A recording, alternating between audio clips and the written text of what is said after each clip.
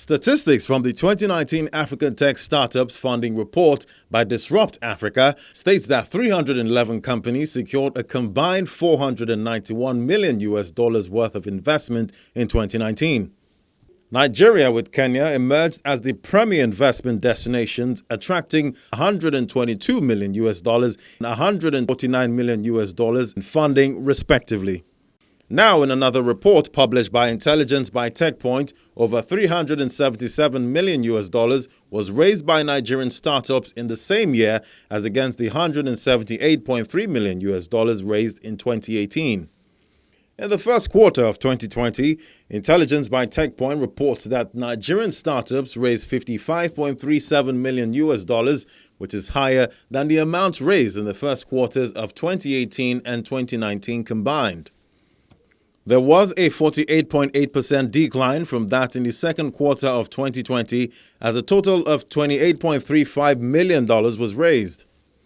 Funding is probably the most important component for a startup, especially if they intend to grow quickly or whether it's for faster development, better marketing, or sales. Without a reliable funding source in place, startups tend to struggle to achieve significant traction, develop next-generation products, hire top-tier talent, and more. Our guest, David Van Dijk, co-founder of Africa Business Angel Network, sheds more light on how we can improve funding for the ecosystem. David, glad to have you on the show today. Thank you, CFA. I'm delighted to be here. Thank you for having me. Interestingly, you have been here in the ecosystem for a very long time. How has the experience been with COVID, pre-COVID, post-COVID, and today? What are your thoughts?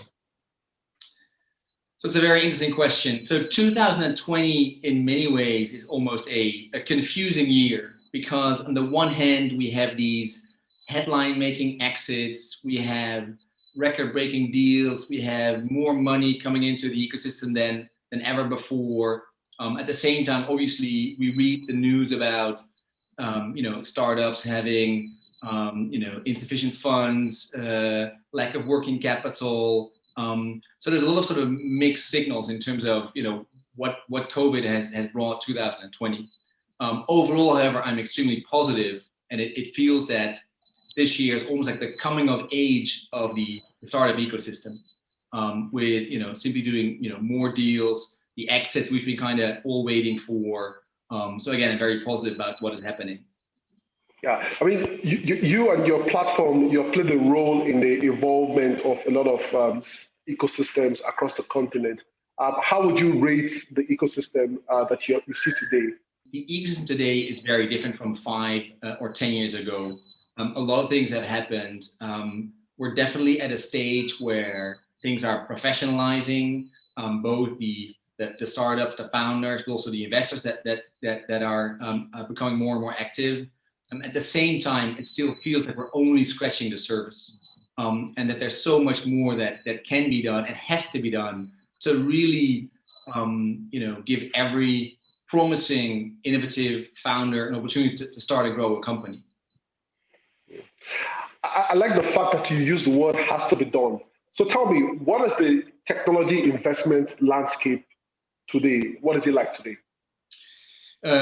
I think that there's enormous opportunities. I think that the increase in the number of investments, I think the increase in the size of the investments illustrates or demonstrates that people see the opportunities across the continent.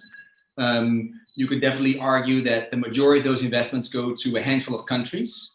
So there are some countries that are leading the way, other countries that are catching up, if you will, or still have to sort of bring those opportunities to fruition.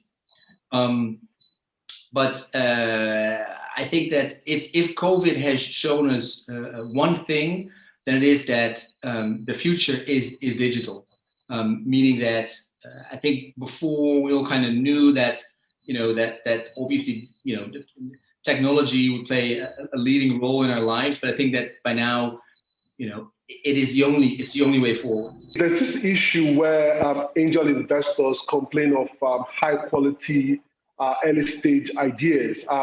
How do you think that is also coming up across the continent? Yeah, so I think that obviously, I mean, I guess it illustrates that an ecosystem consists of different components. So angel investors can only exist and play their role if there are investable ventures. As long as there's no investable ventures, it's hard to invest, if you will. So again, it's different parts of the ecosystem that all sort of have to play their role and all have to sort of come together to make it work. I mean, I know the work that ABAN, courtesy of you and Tommy Davis, you're trying to do across the continent. But one critical question that I would like to ask you is the risk factor. At the end of the day, is there a way that the risk factor just goes away? No, there's not. I'll look to the real world. No, but it's a good point, right? So investing in early stage companies is super high risk. And that means that investors need to have a certain level of sophistication to understand what this risk means, to understand they can lose their money, but also understand how you can mitigate those risks. So for example, one of the things that we promote and speak about is investing in syndicates, investing in groups. So not just putting my money into a company, but for you, myself, other friends, people come together and as a group invest in multiple companies. So investing in multiple companies, diversifying your risk. We also, as ABAN, try to help mitigate risks.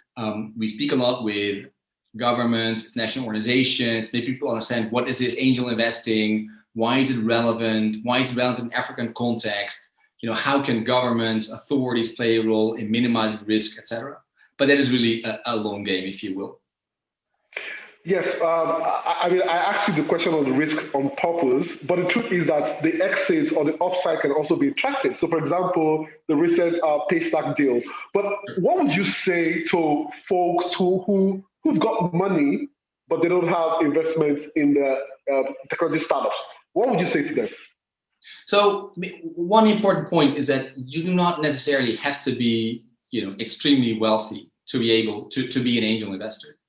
So there's certain relatively new initiatives, for example, by Future Africa, that allows people to invest, with 5,000 US or 10,000 US. So it becomes very approachable for many more people. So one is that angel investing is not just for the wealthy, right? It can be for many more people like you and I, etc. Finally, David, I'd like to ask you, going forward, would you still place a bet on the technology startups in helping Africa's future? No, for sure. And I think that technology I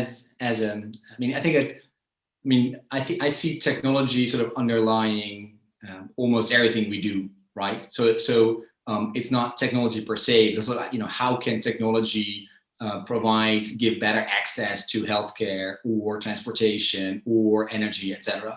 I personally think that if you kind of sort of, look behind scratch the surface, then I think that the main challenge that we will sort of continue to see is related to, payments and the movement of money. And I think that even if the companies that are successful today in raising funds in logistics or in agriculture, that most of those companies are not just sort of experts in the field of logistics or agriculture. They also have a certain financial component to their service offering, meaning that, for example, Twiga will understand the buying patterns of their clients so well that they can provide certain credit or provide working capital to their partners, enable them to buy more, etc. So it's not just an agriculture company. It's also provide certain financial services. All right, David, thank you for being on the show today. We wish you all the best. Great. Thank you. Take care.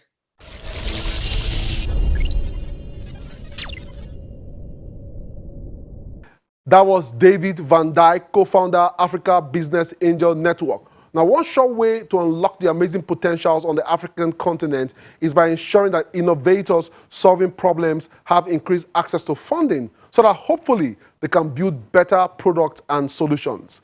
We've come to the end of the show, but it doesn't end here. The conversation continues online. We are Tech Trends TV on social media. Watch the show on the Channels TV YouTube or via cfablog.ng. Happy New Year from all of us at Channels Television. I am Chukwemeka Agbata.